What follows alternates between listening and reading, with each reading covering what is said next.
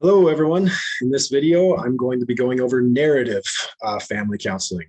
And I'm going to follow the usual approach that I've been doing in these videos of drawing from a lot from the Gladding text, as well as some of my kind of experience with this approach. So drawing from a few other places as well, but mostly the Gladding text will be the main source. But so yeah, I'll be talking about the core constructs, kind of the core idea of this approach, some of the core beliefs, the core foundational framework, then some of the interventions, as well as kind of the person of the counselor, the role of the counselor. All right, so this narrative counseling, approach, or this theory is really connected to postmodernism and social constructionism. So in the other video that I've developed, we talked about the solution-focused brief approach. Kind of comes from the similar kind of philosophical framework with postmodernism and social constructionism. So there's going to be some links between those two approaches, but the language and kind of the vantage point from narrative is going to be obviously unique.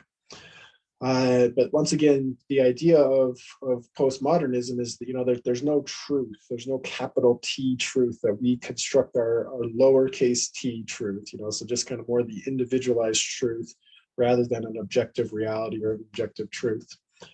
So we create the truth that we live. And that creation process is really important to narrative because it's, we construct the narratives, we construct the stories through which we view our lives and through which we live our lives. And the stories we tell ourselves then, become really important to how we view the world and our relationships. So in the Gladding text on page 346, there's two quotes there that says, people live people live their lives by stories.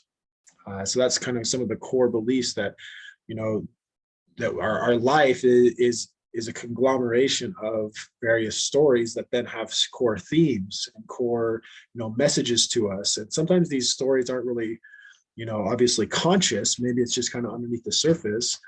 But then another way of putting it, another quote is, families are formed, perpetuated, and transformed through the stories they share. So obviously, the founders of this approach really value that, this storytelling, this narrative construction, that stories are really central. Let's see.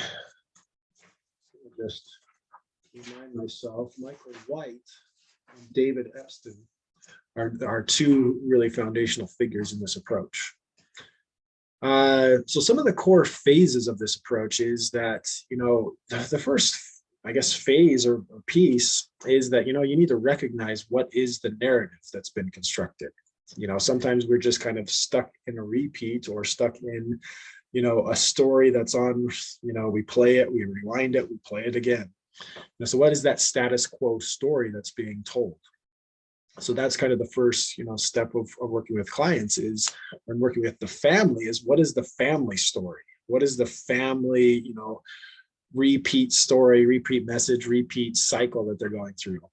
And then, so once you're able to recognize what is that story, then you're able to deconstruct it, so you're able to kind of analyze it, make sense of it, challenge it, take out pieces of the story that aren't really serving the family unit. And a big part of how you do that is you externalize the problem. And I'll talk a little bit more about that in a moment.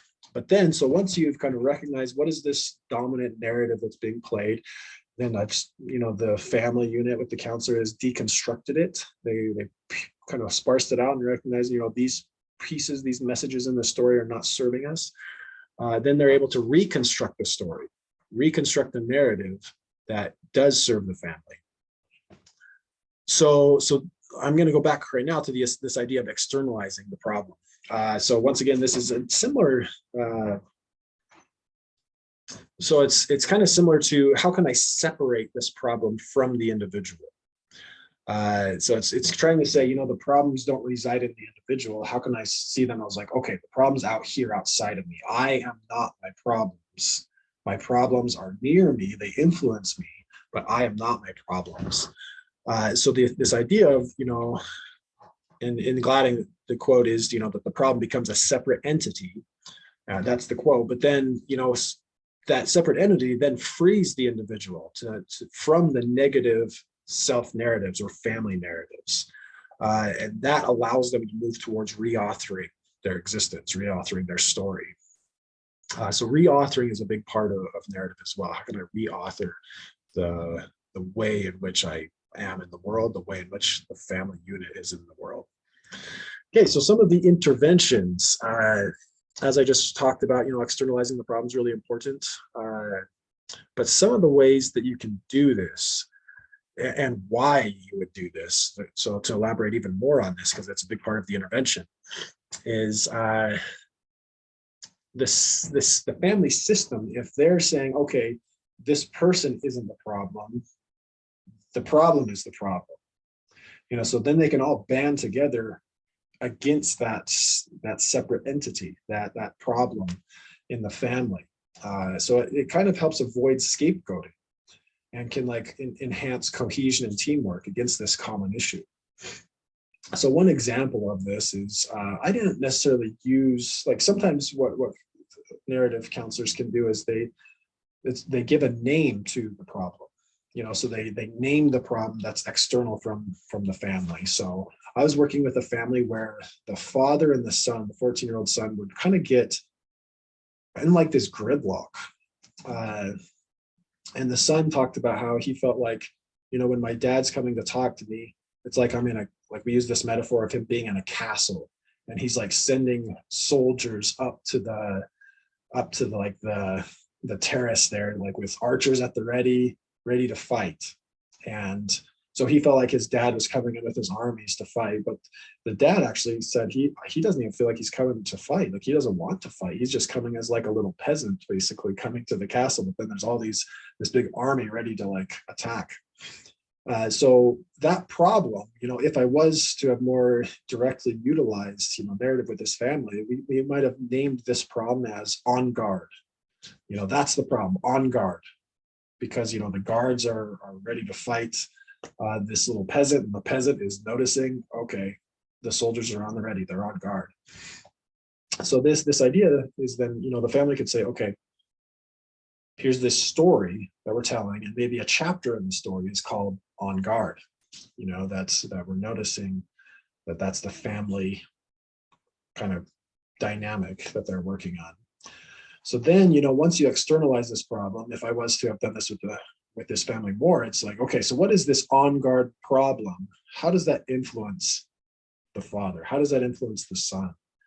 It led to a lot of anxiety. It led a lot to kind of friction. It led a lot to kind of anger on the son's part and explosions on his part. And then the father kind of left feeling unsure and confused of how to be there for his child. Then you can also talk about, how do the people in the family influence the problem? How do they feed into the problem too? So hopefully that gives a little bit of an idea of, what can externalization of the problem actually look like? How can naming the problem as a separate entity help remove it from the family and have a shared, target, towards which the family can orient to work on, instead of, an attack towards each other? It's teamwork against this separate issue. Okay, a couple other interventions that were talked about in cladding. So raising dilemmas and predicting setbacks. So this is just basically the idea. He addressed those as two separate things. I kind of saw them as pretty interrelated. Yeah, with a little bit of a difference, but the general idea is kind of raising possible situations before they occur. So raising dilemmas is, and I guess predicting setbacks is, how can we kind of, okay, now that we've talked about this story, we started to deconstruct it, what are some challenges that you'll likely face down the road? So when will this surface again? How will you respond? So with this problem of being on guard, we could have deconstructed it even further by saying, when does that normally happen? Maybe it's when the son's feeling tired. Maybe it's when the father comes home from work and starts to ask questions about school, whatever it is. But then how does that dynamic play out in family? So it allows you to say, okay, when is this going to be really challenging? When are you most likely to fall under the spell of on guard again? And how can you kind of prepare against that? And I think to go along with the idea of narrative is that, the protagonist in the human story runs into challenges. It's kind of inevitable. So it's almost like an element of the human experience. So this literary concept of narrative with the human experience from counseling really kind of merge here in the protagonist, we as the protagonist, or the family as a protagonist unit, we're running the challenges and how to support them in that. So similar to solution focused brief family counseling, and that approach is this exception finding. So exception finding is also utilized in narrative. And the idea is, similar to solution focus, but it's like, when have there been examples of when the story's been different? So maybe back to the example of On Guard, the father and son dynamic, maybe that's often been the narrative, but when has the story been different? When maybe were the guards able to just relax and the peasant was able to enter the castle and talk? So that starts to kind of find, those exception questions allow the family to say, maybe we already have started to reauthor the story. Maybe there have been instances that need to be highlighted more. Also, significance questions are also utilized in narrative. So that's kind of seeking for the meaning of the story. So with the On Guard example, once again, I'll probably just keep going back to that, but trying to understand, what does it mean to be in that on guard situation? Maybe for the son, it's that he feels scared. He feels that he's going to be attacked, so he needs to defend himself. Maybe the father figure is saying, I'm not trying to attack. I'm trying to come and have a conversation, but it's so his, like, the peasant maybe means that I'm trying to come in humility, but I'm still being attacked. So once again, kind of finding what is the meaning of the story. What does that mean to each individual in that family unit? Can kind of highlight ways and kind of highlight understanding and linking between the family members. So just a few more techniques before we get into the role of the counselor, but letters are often utilized. So letters would be written and then sent to the family. It's a way of almost like continuing the story, continuing the process of counseling outside of the counseling experience.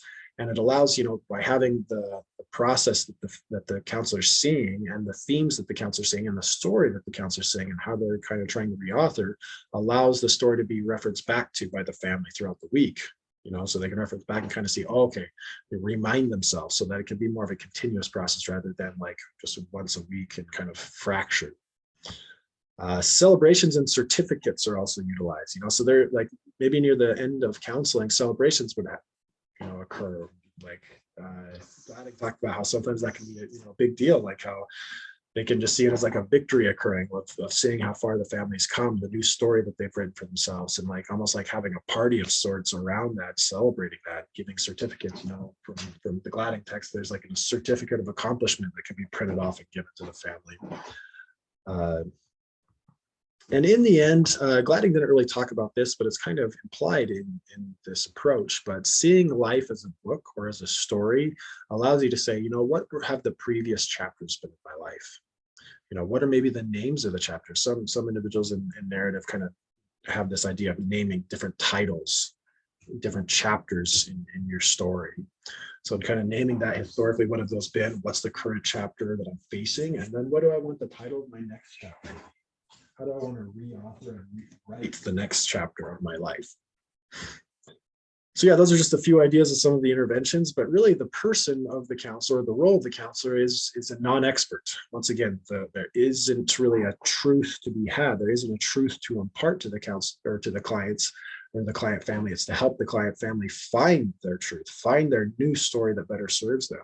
So the counselor is a collaborator, almost like a co-author, maybe sometimes like an editor in that story. But yeah, the idea is kind of how can the counselor kind of support the family in rewriting their story without being kind of taking the pen from them and writing it for them, because obviously, that would take away their autonomy and take away their reauthoring abilities. So yeah, those are some of the highlights. Not, obviously this isn't a comprehensive list or kind of idea of this approach, but kind of highlights on some of the core constructs, core ideas, core interventions. So yeah, I hope you enjoyed it. And if you have questions or comments or anything, please reach out.